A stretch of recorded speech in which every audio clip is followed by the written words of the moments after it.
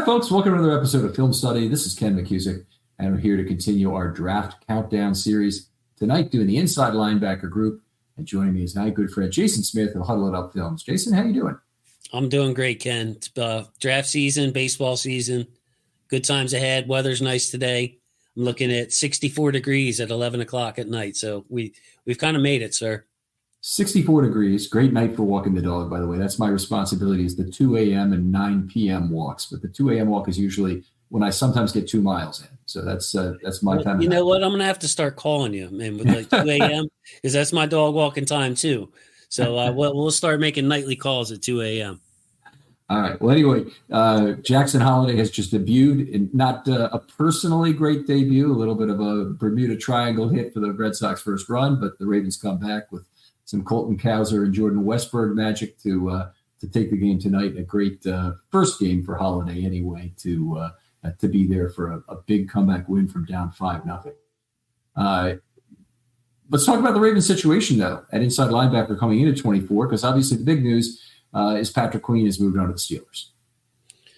Yeah, I double checked just to make sure I wasn't missing anything before we came on the show. Not about Patrick Queen. I remember that. It actually sounded funny, though, the way you said that. Yeah, sorry about that. I caught that too. But no, Roquan Smith, Trenton Simpson, Chris Board, and Josh Ross. And that's it. I mean, unless you count Malik. He played a little off the ball when we went in some 4-3 looks, but mainly an edge player. So I'm looking at 4 linebackers, Ken. So I'm not in love with the class, just to, say it nicely, but it wouldn't surprise me if with one of these 9 picks, if we do pick 9 times, if we do pick a someone in there that can challenge Josh Ross and Board for that backup linebacker spot. Makes all kinds of sense that they would do that. And I know I've given Board a little extra of the owner's money, I believe, if I understand the contract correctly.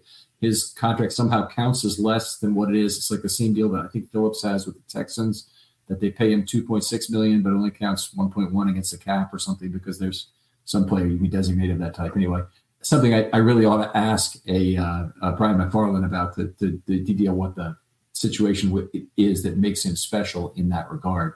But Roquan Smith still remains as the leader. Excited about that.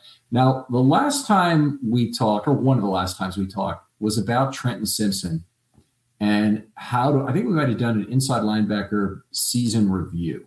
And we were looking at Simpson going forward into 24. And I asked the question of you, which is more meaningful information at this point? The 26 snaps he had, I think it was, against the Steelers, where he played quite well, including about 3 splash plays in there, as I would account for them, and the or his entire career at Clemson before that. And I think your response at that time was Simpson's 26 snaps against the Steelers means more to you.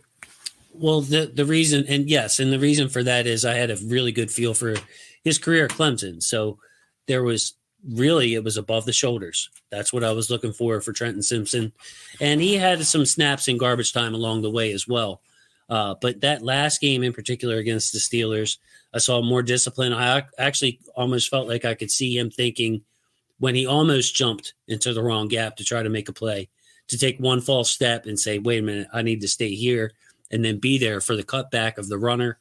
So I saw some real conscious effort to where he's just not a physical specimen flying around making plays, but making mistakes, to where he was conscious of his assignments and made a couple of splash plays along the way as well. So that, I mean, it's a very small sample, 26 snaps, but to me, it was important to see. Yeah, it just in this class, and this is particularly the game cutups, because it's not the kind of thing that makes highlights, but in this class, we see some linebacker who overrun from the backside run plays. Some I noticed in the just the cutups I looked at, which you really don't like to see, but it happens. Players get excited. They go to the next gap too early, and the running back beats him to the backside of the play. But anyway, I guess the other question I wanted to talk to you about was Zach Orr. And, he's taking over as the defensive coordinator, obviously an ex-committed nickel linebacker of the Dean Pease era. Now, what I mean by that, folks, I know you know this, Jason, is that he was on the field on third down for the Ravens as the weak side linebacker during the Dean Pease era. He was the guy basically that kept Anthony Levine off the field for a couple of years in there. And then finally in 18 in P's 17 in P's last year's defensive coordinator, Levine went into more of a dime role. And then in 18, in the first Martindale year, he had the best year ever by a Ravens dime up to that point. And then Chuck Clark bettered it in 2019. So the question comes up in terms of Orr, do you see him staying with a committed nickel given they have Simpson and Smith, or do you think that they'll try some version of the dime? I mean, I think the only correct answer is I don't know, but I have a strong suspicion that he's going to give Trent Simpson every chance there is to stay in nickel, to try to dominate against the pass, and to try to hold up against the run. Just the same formula we saw last year with Mike McDonald. So I don't see him straying away from it too much. For instance, Kyle, which has nothing to do with it, but I hope Kyle's moved around and used in the same type of way. I hope we keep the same philosophy on defense because it sure did seem to work limiting the pass game. So I think Trenton Simpson will be in there, but it's possible one of the guys that we're talking about tonight, or maybe somebody from the safety group, when you do your safety group, could end up being that dime linebacker by the end of the year. We're very short on total bodies at the two positions right now. As you mentioned, there's really only 4 linebacker candidates currently in the Ravens system, which is very short for the 90-man roster. And if you look at the safety group, there's only, 2 guys signed right now, right? That's only 2. I was shocked, but yeah, there's only 2. Worley has not been re-signed yet, which I think is a certainty or a near certainty. They have not re-signed Lucy into the practice squad as of this moment, not that I've heard anyway. And so they're really short on safety talent. So who they're going to bring to camp, they probably have some guys they like, maybe some small school guys at safety in particular that they want to give a shot. So it could well be they need guys, but if they're going to play dime, they need to start accumulating some safeties, because if Hamilton is going to play a lot of nickel, which I think is a fair assumption at this point, they probably need to carry 5 on the roster, because it would be a 5 to make 4 situation if you want to play dime with Hamilton in the slot and 2 deep splitting. Right. And on this list tonight, there's one guy, and I keep looking at him. I think I'm going to have to move him up my draft board, but he's a hybrid player. He was used as a hybrid player. So I like the safety class a lot, actually. I think there's a lot of depth there and a lot of football-ready players, guys that are ready to play. But we're talking about some guys on this list tonight that would also be candidates, because overall with this group, not to jump the shark here, but I think that this class is a little more experienced. You can tell by the ages of the players, but also in the skill set of, the hardest thing for a linebacker to transition into, which is the pass coverage. There are a number of guys here, they're pretty solid in coverage, which is a little unusual, as you know, from following the draft, hardest thing to project. So there's some guys that could step in and be a dime backer. And specifically the L2, L3 coverage, the plays behind the play behind them, dropping deep and making a play on football. Yeah, I would agree. It's better than it has been the last few years when you just are saying there's no one here. Right. It's just they take good deep drops in this class, and we eyes forward, good eye balance. They not just behind them, Ken, but what's going on around them in case they have to rally. Quarterback spying with some of these guys, like. I think they're a little bit. I think that's the bright spot of this class, is they're a little bit ahead on the passing game, which, in my opinion, is what the Ravens really need to focus on here. All right. First of all, I don't disagree that in general you want to be good against the pass with your linebacker group, and that's more valuable. But I did want to talk about the Ravens' need as a whole, and I think I would go and take the opposite direction on that. And here's my logic for this. I think they actually need a 2-down thumper is the most important single addition to this group. If you look backwards, Board has played a little bit of 3rd down football. I don't think particularly well. I don't think they really want to go through that again for him being anything but a special teamer.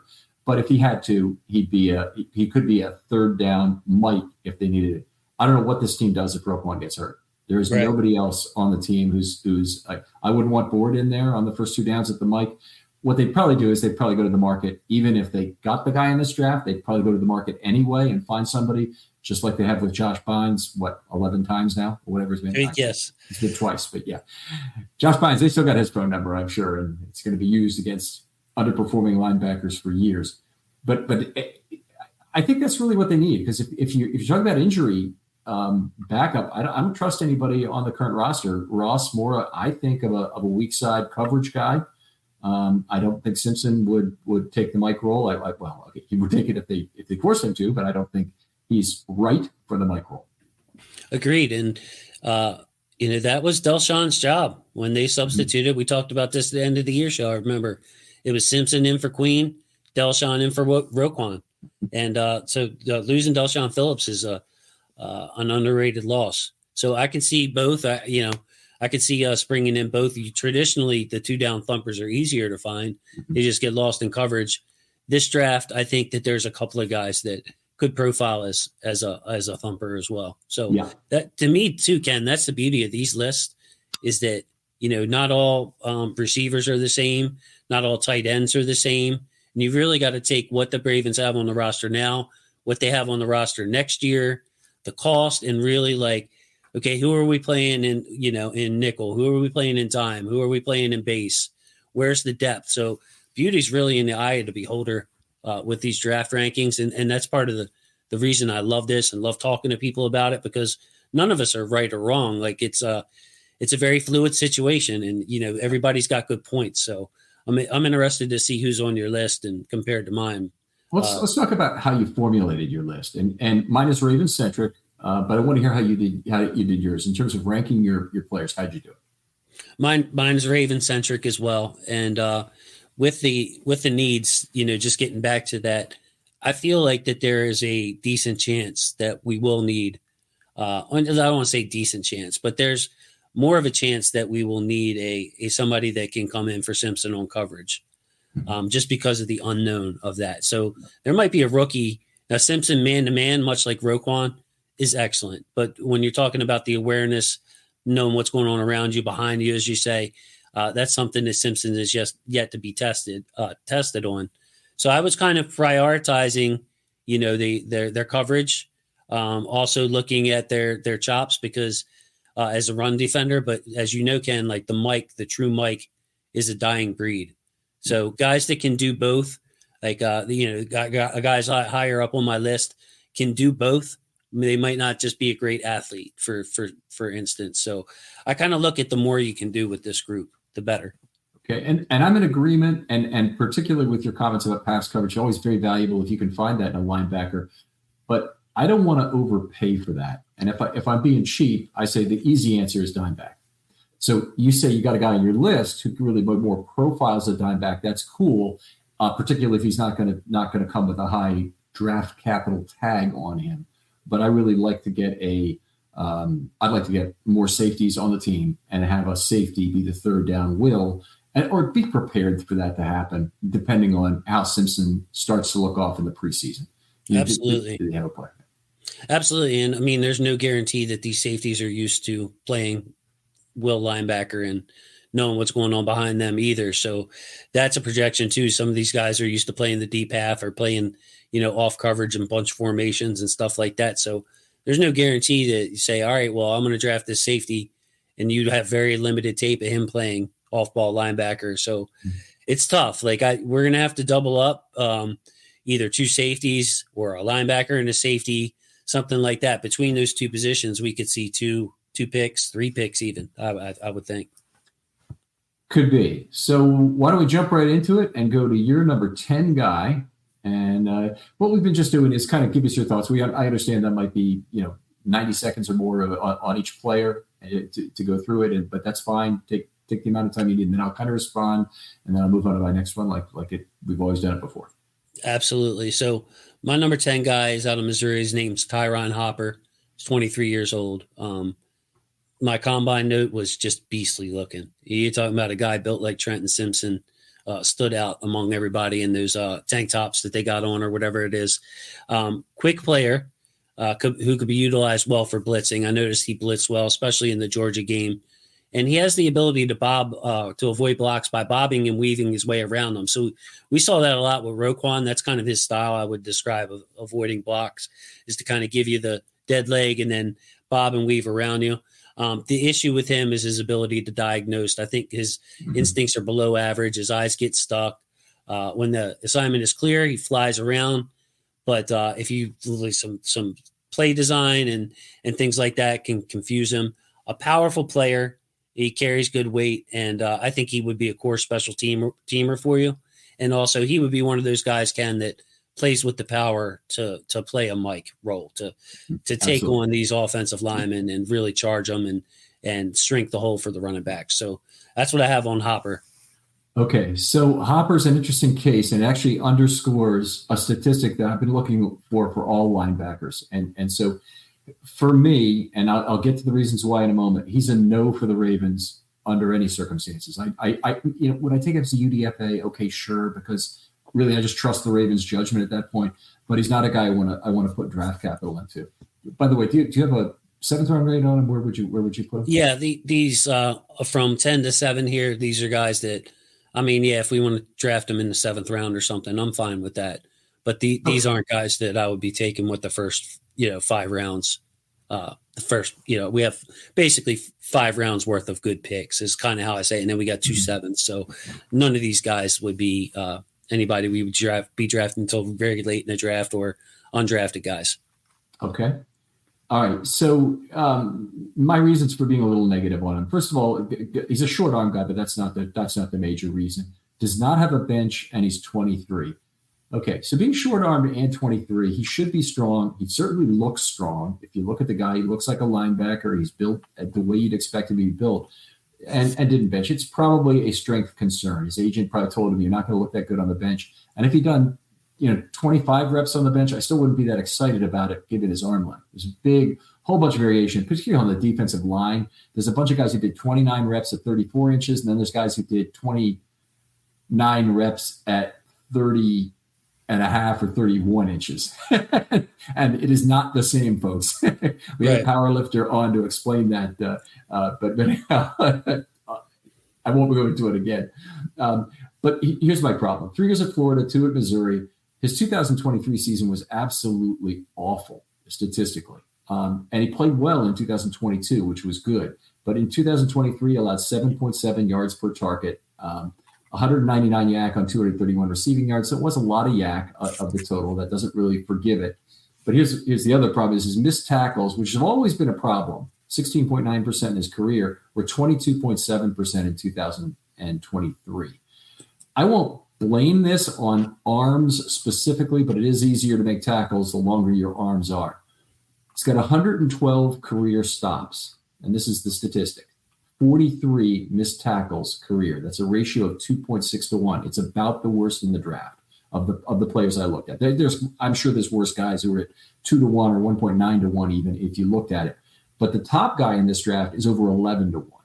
And that's what you want. I mean, you need stops of whatever sort. It can be pass stops, could be a pass deflected, could be a tackle. But he only had 112 of those in his career, despite a significant amount of playing time. Let me turn that off. Oriole game still playing from earlier.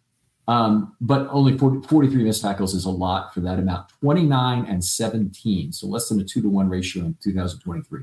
You'll hear me mention this stat a lot tonight. It's the strikeout to walk ratio for inside linebackers.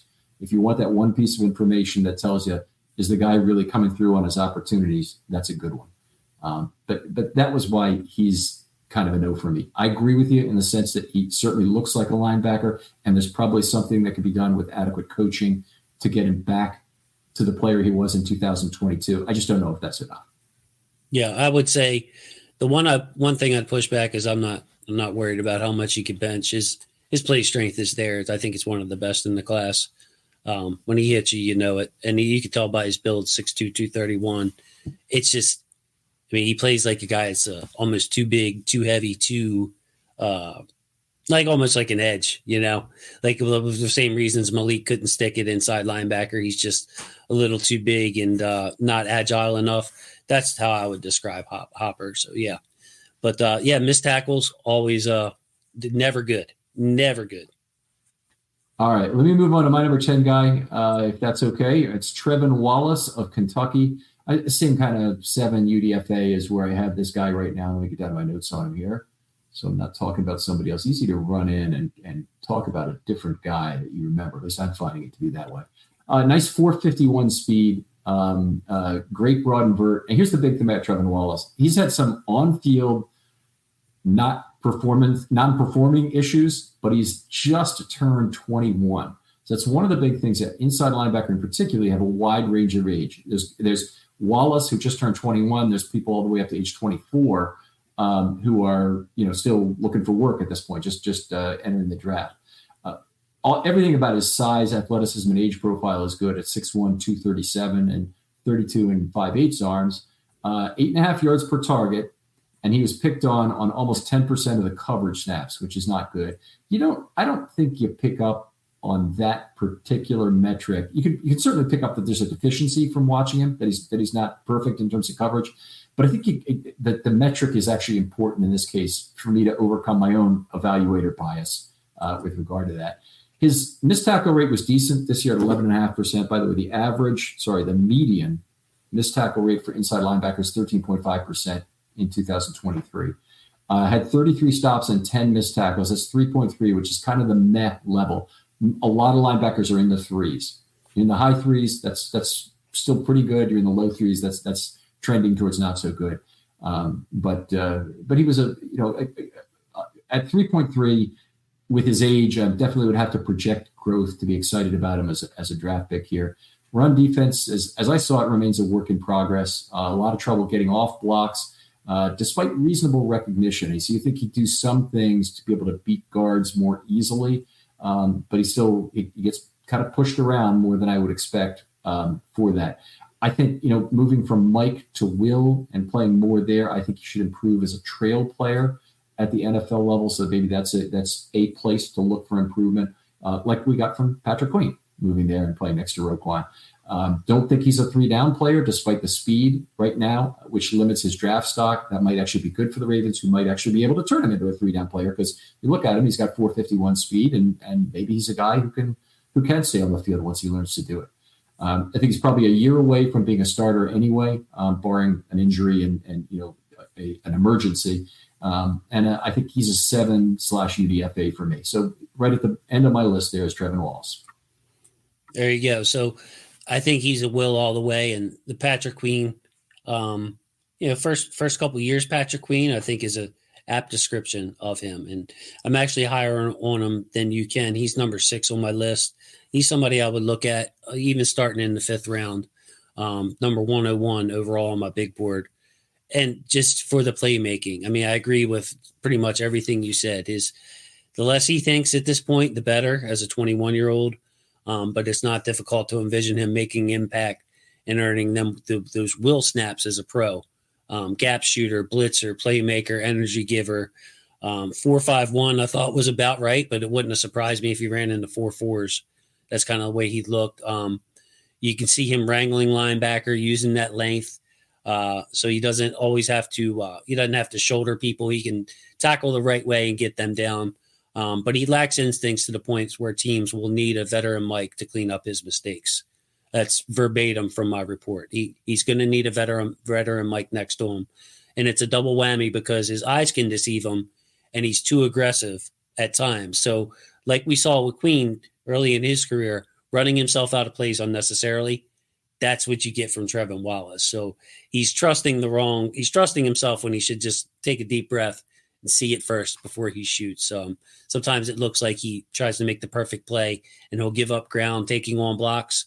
Like instead of trying to avoid a block, he just thinks he can kind of go through it or beat him to the spot, and he does it. So I love the traits. I would say let him play special teams and learn how to play defense more under control. 21 years old, like you said. That's part of the reason I like him in an old class. I would say, look, this kid's going to make mistakes. He's going to need a year. You got Roquan Smith on your roster. I kind of like him. I like his physical makeup, and it's just above the shoulders with him, much like Trenton Simpson. So he's the same type of player. All right. Well, very good. I'm glad we have some of these differences showing up early. I imagine we have a lot of the same top 4 or 5 guys, but move on. Who's your number 9 guy? My number 9 guy, this is a guy I really haven't gotten a great feel for, and I want to see what you have for his missed tackle rates, because, man, he has a natural feel for the position. It's Steel Chambers out of Ohio State, old player, 24 years old, a short arm guy, but, man, he looks so in control of everything he's doing. Natural feel for the position in all phases. well ahead in the coverage aspect, plus feel for concepts in zone, both discipline and anticipatory in the run game. And that's a skill. Sometimes people are just too patient. Sometimes people are like the guy we talked about Wallace before, too anticipatory. He has a really good feel for that. And I think his plus physical trait is his body control, Ken. So it's really noticeable in how he can slip blocks, get skinny through creases. His limitations are athletic ones. He doesn't have the knockback power. Speed looks just okay. Even when you factor in his anticipation, I wouldn't think he's a fast player. Didn't run the 40, but he's just a solid veteran-looking guy that if he had to play snaps, as soon as this year, I don't think he would, kill us in the pass game. So I put him on the list, number 9. Another guy I'd be looking at later on, 7th round maybe, if we had a 6th round pick, that kind of thing. Okay, Chambers is solidly in the UDFA category for me. So I have him off my list here. I actually don't have him on my honorable mention list at all, but I did look at him. And he's very tiny for an NFL inside linebacker. The one thing, and I think this relates to a point you made here about being able to slip blocks, is he has pretty good lateral movement for the inside linebackers in this draft. Not a lot, there's two drills that almost no linebackers run anymore. And, people pick and choose their drill. You can pretty much assume they're going to be bad at a drill that they don't do. You can pretty much assume that.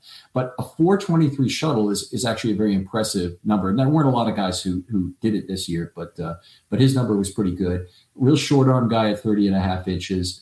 I took a list look because it's what I had in terms of the impressive cut up that's out there from the Georgia 2022 semifinal.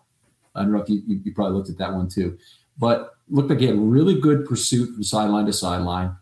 There were definitely instances where he's caught up in the wash versus NFL players. And in fact, that was a common thing I looked at, was the guard really took care of a lot of these players that I looked at in cut-ups. You get highlights, you're always getting the plays they slip by. If you look at the every play from a game, a cut-up is what I'm talking about, then you see, exactly what the guards are doing to him.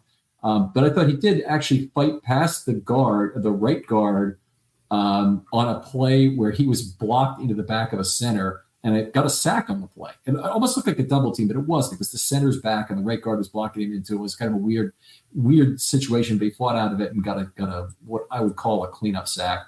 Interception on a pass between L2 and L3. Love that. If you know how I talk about linebackers, you know how much I love any kind of happening between L2 and L3 on a pass.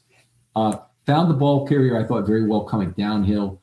Got stiff armed in the open field by number 6. I think that's a running back, but I actually didn't check to make sure it wasn't a wide receiver on the play.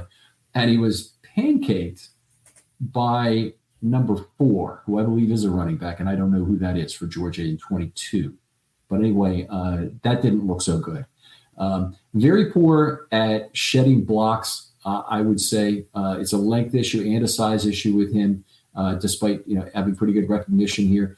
This is the statistic you're asking for: 36 stops and 10 missed tackles. Had 16 stops in coverage. That's really good. So I think he brings more to the field probably as a pass defender at this point, even though he probably is a little bit of a tweener. Versus you wouldn't necessarily know whether he's going to be a good run defender or a good pass defender, but probably right now he's probably a little bit better pass defender. 6.2 yards per target is very good, and 81 opposition passer rating. Non-factor as a pass rusher. So he did not do it a whole year, but he only had 2 pressure events in 38 pass rush opportunities as a senior, significantly more impactful in 22. But what that means is they're probably relying on his coverage skills more by reducing his pass rush volume. And if you think about Patrick Queen's relationship to Roquan was asked to do a lot more in terms of coverage because that was where Patrick Queen was weaker. And so they would send Queen on more blitzes. If you're sent less, it's an indication you're a pretty decent coverage player. So I think he's an okay at UDFA. I don't think he really met what I consider to be the larger need of a 2-down thumper. He could probably replace Simpson in the case of an injury and give you that nice kind of a balanced will look. And I actually didn't check to see if he had played exclusively Mike or Will or a mix of both. He played Will because his counterpart in the draft, Tommy Eichenberg. Oh, of course, is their Mike. But yeah, Ken, it's funny. See, this is what I love about the draft because our scouting reports Hey guys, I want to tell you about the Eufy Video Lock because when I'm not podcasting, my day job is a smart home specialist. And the Eufy Video Smart Lock is perfect. This is what you guys need to go get. It replaces the deadbolt on your door. So now you can come home without fumbling with keys. You can just type in a code, or even better, use your fingerprint to unlock after 1 second. You put your finger there, pops out, my door's open. It's perfect. It also is an integrated video doorbell. We've all seen the video doorbells. We all know the ones that are out there. I've seen many of them get stolen. No one's going to steal this because it's your door lock. It's impossible for them to steal. There's no monthly fee. Other ones do. But this one, it'll record locally, so you never have to pay if you don't want to. The battery, it lasts up to 4 months. Plus, it notifies you ahead of time. And I mentioned earlier 1 second fingerprint recognition. No, I meant 1 second till it opens. The AI self-learning chip will learn your fingerprint even faster, and then it opens up. Completely keyless entry. No more keys. And I know I set this up as I'm a smart home specialist, but anyone can install this. All you need is a Phillips screwdriver. That's it. And then you're done. Guys, I love this product. Make sure you check it out. Now, here's the easiest thing to do. Just go on to Google or whatever you prefer and search Eufy Video Lock. That's EUFY Video Lock. Or visit eufyofficial.com/video lock to see how you can gain complete control of your door, just like me, just like Ken. On them are pretty much the same. Physically, we're seeing the same guy, not an NFL athlete in terms of size or pure speed, but a heck of a football player with good body control, good in coverage. He's just small. And, to me, again, looking for that dime backer, that third down sub type guy, that's why he's on my list as far as someone that I'd be willing to draft in that 7th round. If he doesn't work out and if it's the NFL's just too big for him, then, you can let him go and not feel the pressure of trying to keep a guy like this. Yeah. But I would say, special teams, a guy who knows, an overachiever of such, I think that he would be good, even for a 24-year-old to have under contract for 4 years. He'll be 24 this year. So all the ages I say is how old they'll be in 2024. Even for an older player, what I'm saying is you get him from age 24 to 28. Maybe he's a dime backer, a core special teamer, a Chris Board type. Maybe he's your new Chris Board type player. So, but yeah, it's always interesting how we see a lot of the same things. And that game you watched pretty much described what I saw from him when the games I watched. Just good body control. Somebody bodies up on him, he's in trouble. You know what I mean? But I think he was a very good at avoiding blocks in the games that I watched. Like he saw it coming, his vision was good. So, but yeah, that's who I had at number 9, Chambers. You worry about him being a one contract player, or you don't worry about it if he's a 7/UDFA? Yeah, I mean, I guess everybody's different in that, but I worry a lot about age when it's premium positions and picks that are in the first 2 days. So like we're going to draft a left tackle of the future. I care a lot more about what his tape looks like if he's 20 or if he's 22 or 23. You always take the younger player because they have room to grow. But we're talking about backup linebacker profile. I really don't care if he's 22 or 24 or 20. He's going to be a backup, and he'll be lucky to make 4 years in the NFL, and anything you can get out of him would be great. Yep, fair enough. Move on to my number 9 guy, I guess, then, and that's Edifon Ulofoshio of Washington. Goes by Eddie, as I understand it. By the way, this is a player Josh Reed is really high on. And I liked him too. I fell in love with him as soon as I watched the cut up I did. He's let me get down to the notes on it. But he came from Anchorage. And so Josh, who works there and is always very intimately involved with the families of any prospect. Last year it was Salah, who came from there, is got a lot of interesting things to say about him. All right, let me get down to the notes about him here really quickly. 6'1", 236. He's a big guy, 32.875, 32 and 7/8, 456 40, outstanding jumps. He did turn 24 in January, so he's one of the older ILBs in the entire draft. In fact, I don't think there's anyone who turns 25 this year, but I might be wrong about that. There might be one guy. He's had a long route to get to play at Washington. He was a walk-on, tore his bicep in 21, tore an ACL in 22. So right there, injury red flags are up on this guy. Both a run and underneath pass recognition are very good, meaning as long as that plays in front of him, he's fine. I thought he did extremely good not letting the running back get away on some passes. After watching Queen do that for 4 years, or for most of 4 years, let me be fair about it, that's something I really am happy to see. You know, in a fairly long arm linebacker who can run and not let the running back get away from him. His missed tackle rate slightly above average for an inside linebacker at 11.4%, 40 stops and 12 missed tackles. So he's okay at 3.33 to 1. You'd expect improvement to come there, probably with better coaching, a little more actual time on the field. His coverage results are very good. At 35 targets for 151 yards, that's 4.3 yards per target, which is about the best. In fact, I believe it is the best of all the draft consideration players, let's call it. There's probably other linebackers. There might be one who is better than 4.3 yards per target. That's an outstanding number. Opposition passer rating of 60.5. He allowed a 48-yard play in the opener and then only allowed 2 plays over 10 yards the whole rest of the season. Most everything just right in front of him, taking people down for stops.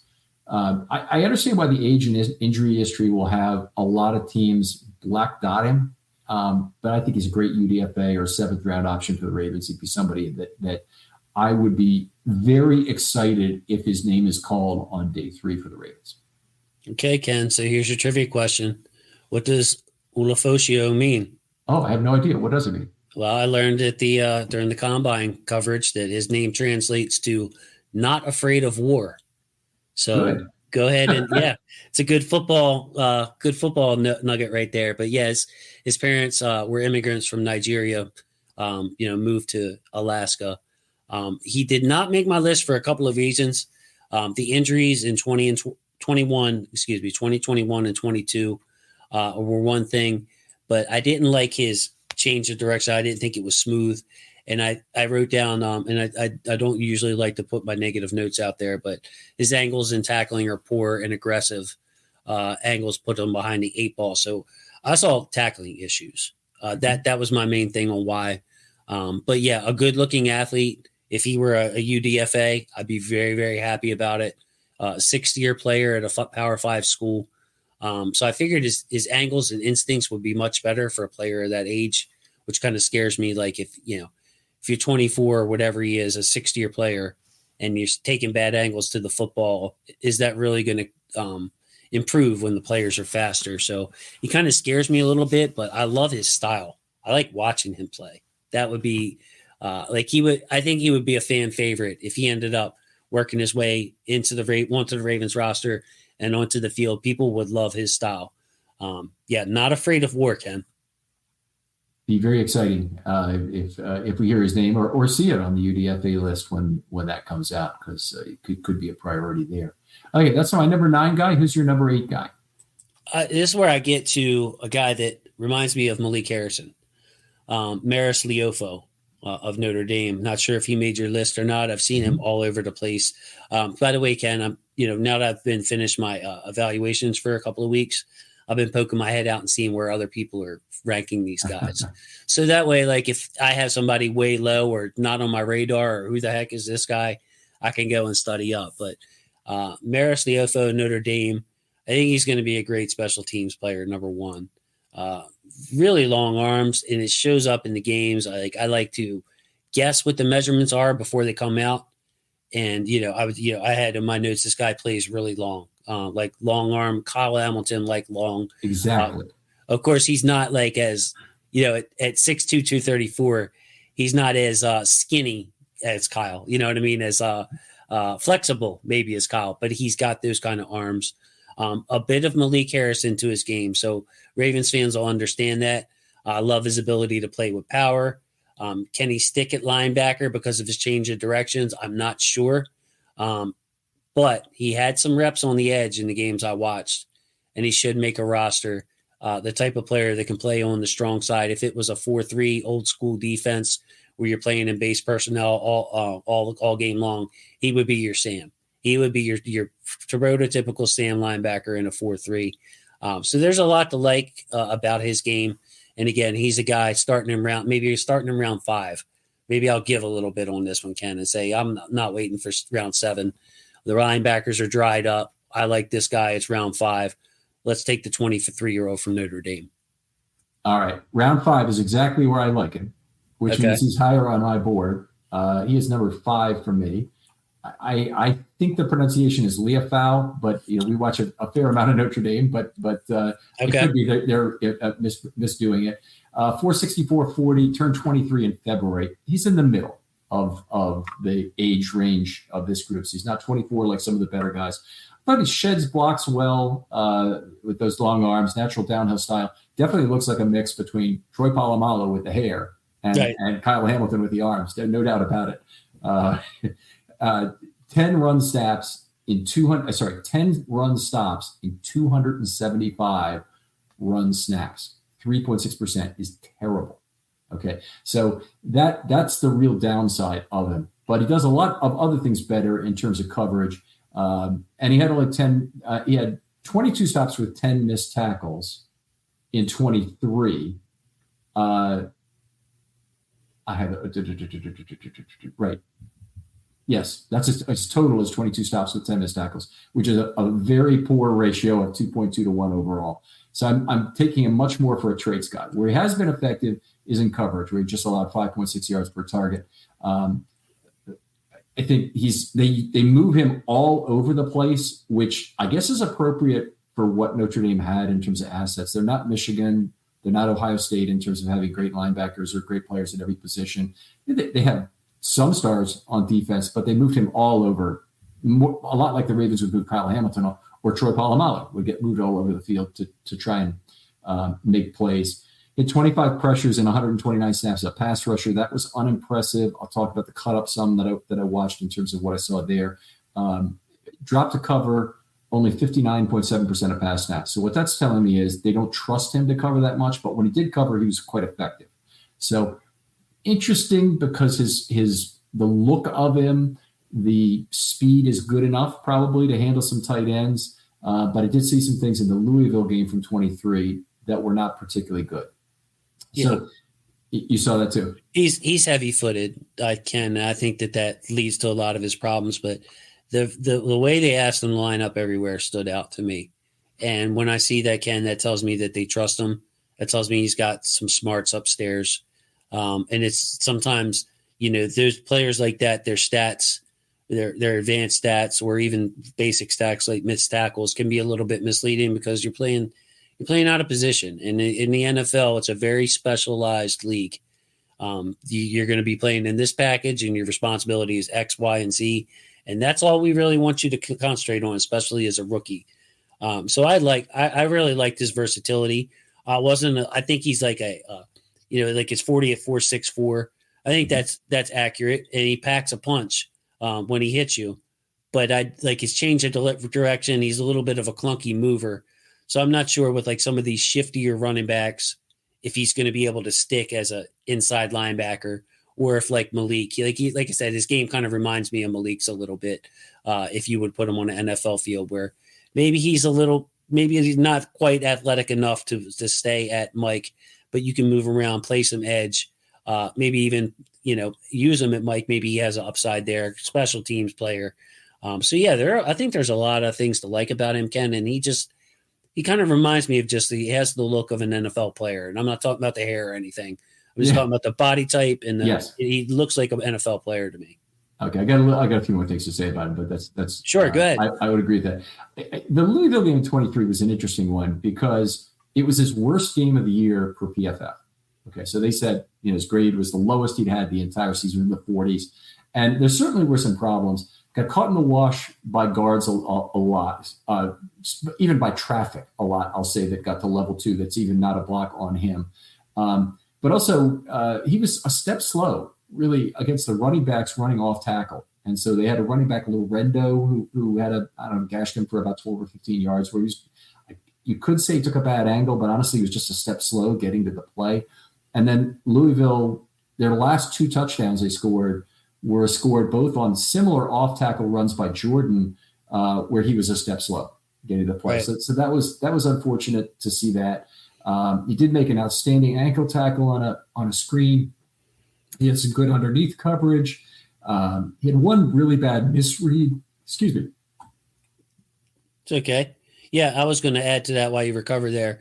Sifting through the trash is more problematic, was one of my notes. When the play's coming at him, he's more effective. Sifting through trash, getting through the bodies, again, those feet and that body control. I don't think that's a strength of his. Yeah. I've seen him ranked higher than this, but I think he would be an overdraft for the Ravens in round 4.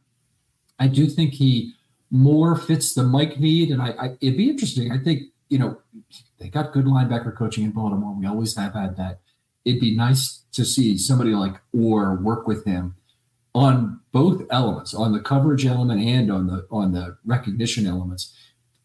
Obviously, he'd be probably playing next to Roquan unless it's an injury situation where I think if he came on this team right now, I think he'd be the obvious Mike behind Roquan. I don't think he'd play Will. So he's interesting from that perspective to me. Me too, because Ken, they're all Wills coming out. This guy's a Mike. And most of the players we're going to name tonight, most of the players that have come out in the last 3 years. It's like, where are the Mike linebackers, Ken? They don't exist. They're all run and chase players. Running chase is actually Leo. Would you say Leo Fo or Leo Fowl? Leo Fowl. Leo Fowl's run and chase is Leo Fowl's weakness. Mm-hmm. He's a take on block, butt kicking kind of guy. So if you're saying, hey, we don't really see many of these guys anymore in the college game, maybe he's somebody that you have a little higher on your list. So I could see it. But yeah, I have him at number 8. Okay, well, very good. My number 8 guy, we'll move on right now, is Michael Barrett of Michigan. I have a 6/7 round grade on him, and that's a Ravens grade. I know I say this every show, and I don't mean to be condescending with this comment, but I'm creating a value grade. Where does this player have value to the Ravens? The Ravens want value picks. They want BPA type picks. Those my value position is probably going to be a round lower than where other people think he's going to be drafted. So other people think he's going to be drafted in the 4th or 5th round. I say the 5th or 6th round is a value position. That's what I want them to do. If Michael Barrett's not available, there's a lot of other players to choose from who will be value picks at that point.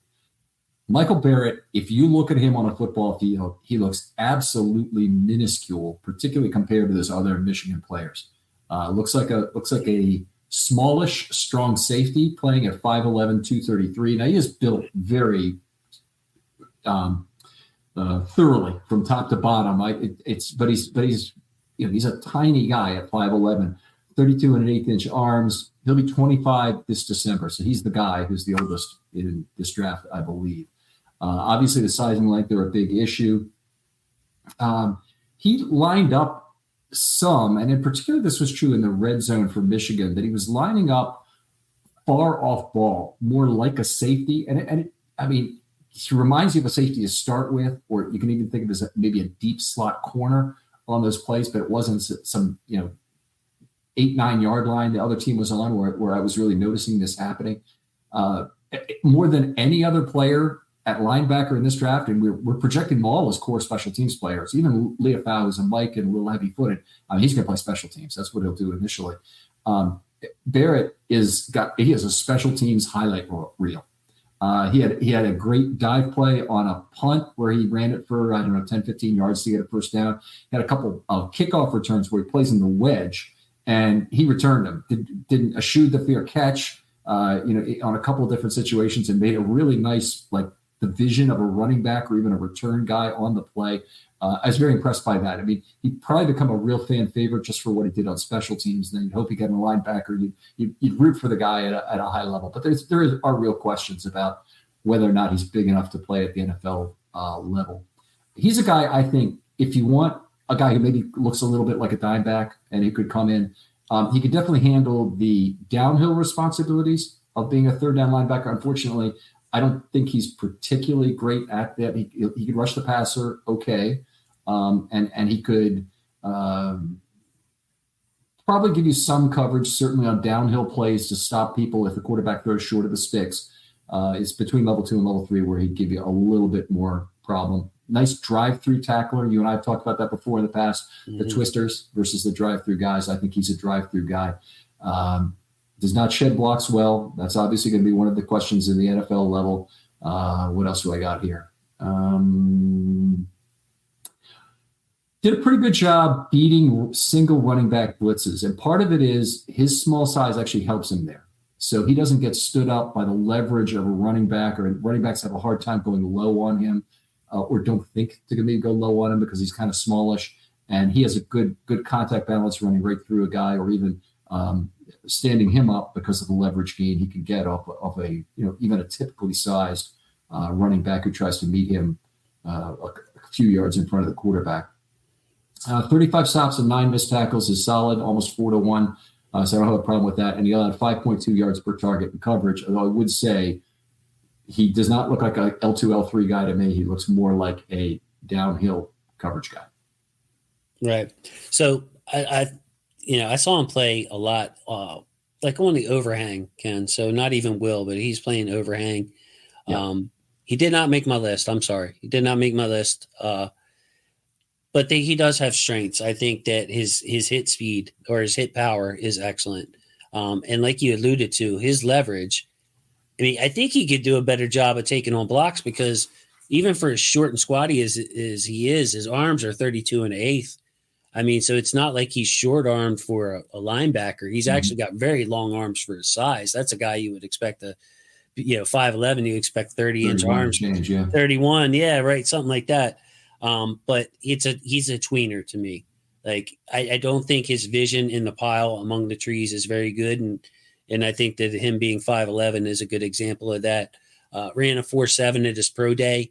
I think that's pretty indicative of his play speed. So you're looking at by the way, I thought that he got caught flat footed in coverage a lot, a little bit slow to diagnose, 25 years old. So I don't really see a place for him. He didn't make my list because of that. I think that he's got good hit power, and I had on the notes 634 career special team snaps. 634, Ken. Nice number. That's impressive. That's a guy who earned his scholarship right there. That's a lot of covering kicks. That's a lot of hitting. That's a lot of physical play. So I have a lot of respect for him. If we drafted him, I think he could make an impact. Like, I'm confident he would be one of our better special teams players. Maybe that comes into play on the kickoff coverage and a guy that can get himself active. But, for me, it was a no-go. But I give him a lot of credit. Another guy, it's kind of fun watching him play. I just wish he were a little bit taller. He'd be a better baller. There you go. Okay, I'll tell you what, we're going to do your number 7 guy, and then we found that that's about the place where if we break it, we have an equal number of players in the first half and the second half. So who's your number 7 guy? Okay, Ken, this is the guy that I'm thinking about scooting up my list. He's a hybrid kid, and then I found out recently he is from Broward County as well, which, of course, the Ravens have their thing for their Florida players. He's only 21 years old too, Ken. He's got offensive lineman level arms. He is a freaky looking athlete, and I'm not talking about, hey, he runs a 4.3 40. His name's James Williams out of Miami. He's listed as a safety on most people's lists. I'm putting him here with the linebackers. He is a positionless play. He moved around a lot on that Miami defense. Like, I would think, I don't know their defense really, really well, but I would think that his position was like Joker or Star or something like that. He was moved around more than Leo Fowl. Sorry. I think he plays faster than this testing. I think he played faster than a 4.65. He has the length and the quick trigger to finish plays. Good idea of how to take on blocks and to get position. I would like to see him shed a little bit better. I think he can improve on that as a 21-year-old. And I'm seeing some hesitation when he's playing zone, picking up his assignments and what's going on around him. But his man coverage versus tight end is what you want. He's a guy that if he's playing these big, tall, long tight ends, he's got the speed and the skills to cover them. Just a side note, his play demeanor is fun. He can close on pass catchers before they turn for yak. So if he's covering these little hooks and curls, when he sees it, he's got a quick trigger. He's long. He's coming 6'4", 231. So James Williams out of Miami, I have him number 108 on my board. This is when it starts getting to the guys that I like and would take in the 5th round. Maybe even that 2nd, 4th round pick. Probably that would be a stretch. I would say 5th round, Ken. fifth round looking at him if we found fifth or sixth, but he is a positionless athlete. And I could see that like one of those guys can where like Isaiah Thomas or Isaiah Simmons goes to Arizona and gets lost, career busts out. If he goes to a team that doesn't know how to use him, I could see him busting out of the league. If he goes to a team like the Ravens with a specific plan for him, put him in a position to succeed, I think he could be an excellent player. Okay, this is interesting. Now, I did not study him. I'm looking at some other scouting reports on him, and I'm looking at the PFF data on him here. I'll say, here's the thing that would bother me. First of all, the age I'm thrilled about, so I'd be cool on that. 13 missed tackles and only 15 stops on the year. So he's almost a 1-to-1 guy. It's the worst ratio I've seen in the draft here so far. Now, it's great. He's a long arm guy as well, you said? Yeah, he's coming off the edge. Dude, his arms are 33 and 5/8. That's solid. Yep. And he's shooting off the edge a lot. Like I said, he's not like a lot of his tackles or tackle attempts are places where he's not supposed to be. He is that freestyling guy that they try to play make. So you're talking about some of these, he's diving at guys in the backfield, that kind of thing. Like, you'll really like him. I'm interested to see you study him, watch a couple of cut-ups, watch a couple of games, and come back to me on this because he was used a lot like a guy Leofo, and he's younger. Okay, well, it's certainly somebody I'd be interested to look at. Shoot me a link to a cut-up of him. That's what I really want to see. Okay. Body control, by the way, Ken, like a Kyle Hamilton. Again, so like if 4.65, 40 is fine. That's good. But you're talking about that like Cam Hart out of Notre Dame, like that just excellent body control, length. And he's fought through a lot of adversity in his life with it, which is a side story. A lot of people don't care about that, but like believe me, he wants to make it. The hunger of the game is there, and it shows in his play demeanor. Guys rally around him. Wore Ed Reed's number 20. So, I mean, I think that there's a little something to this kid. And every time I look at him on my list, I want to scoot him up. All right. Well, very cool. I'll be looking forward to seeing that tape. Strong safety / free safety is where PFF lists him for position, but yes, in the Florida media, in the Miami media guide, it might say something completely different, like star or joker. Yeah, he would be our will, right? He would be I would look at him as a will linebacker, and maybe somebody that you would want to play at strong safety when Kyle's in the slot, like a combination type player. But it's just his athletics are tantalizing. And he's still young, and you can tell he's still figuring stuff out. But when he sees those hooks and curls and closes on them, you get an idea of like, wow, that's an NFL play right there. Definitely a deep cut, Jason. Really appreciate it. A trivia question for the group here. We'll let you think about it for a second. But and the answer will be on the second show. That's how we'll tease this. Do it, dude. You should do that every time. Every time. But what Ravens draft pick had the college position of stud? Okay, and I bet you remember, Jason, but we'll get to it in the second part. Really appreciate you coming on and doing this. Great stuff. Always a lot of fun to talk football with you. And we've already had a fair number of differences here in terms of players on the list, off the board, or on the list and much higher. It's always great to have some difference of opinion on this show. One year with Crawford on the cornerbacks, we must have been the same from like 6 to 1 down. That's what you get.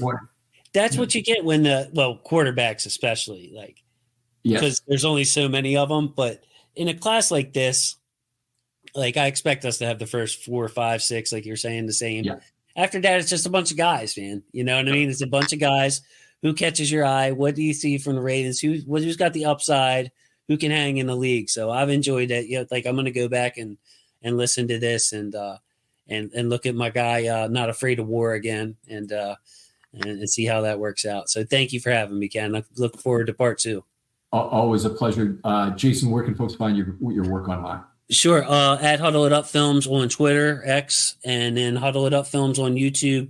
I'm going to plug on YouTube just a second. I have the highlights, which are more play compilations of every single Raven from last year. So as you're bored, I actually did a cut up of Josh Jones, Ken, something I'm going to try to get you to look at. It was his week 1 performance against us when he played for the Texans. A lot of guard, right? at left guard. Yep. He was an emergency starter that day. Remember, they had all those injuries that week. Mhm. So Josh Jones versus Matabike, Josh Jones versus Travis Jones and Michael Pierce. Spoiler, I kind of like him at left guard. He looked impressive for the circumstances. And but yeah, on the channel, you can find a bunch of stuff to keep you busy. Follow Lele and Ben Cleveland are two guys that you might want to take a look at, guys that are going to be we're going to be counting on for possibly bigger roles this year. So check me out on YouTube, guys. All right. Highly recommend Jason's work. Always a great guest on this show. Whenever I have him on, we'll do so. I'm sure we'll do a 2-player show later this year. And we'll, of course, do the second half of this show in a few minutes where you get to learn who was the stud in college. Other folks out there, if you'd like to be on a film study short, hit me up. DMs are always open on Twitter. I would love to have you on for any sort of content that you're passionate about between now and the start of camp, where it gets more tight to do shows. It's still possible, but it's more tight. And one of the things we're looking for, if you don't really have a topic that you want to present or talk about, or an analytics thing or anything you're passionate about in terms of scheme or roster building, is to do a recollections episode, which is a historical series we're doing. Pick a Raven from the past that's not in the Ravens pantheon of stars, and let's talk about him in a 15 to 20 minute episodes of shorter content to make this a little bit more accessible to a larger group who really look at time and say, I can't afford to spend 30 minutes on something, and would really appreciate doing that with folks who want to do it. Jason, thanks again for coming on. Thanks, Ken. We'll talk to you next time on Film Study.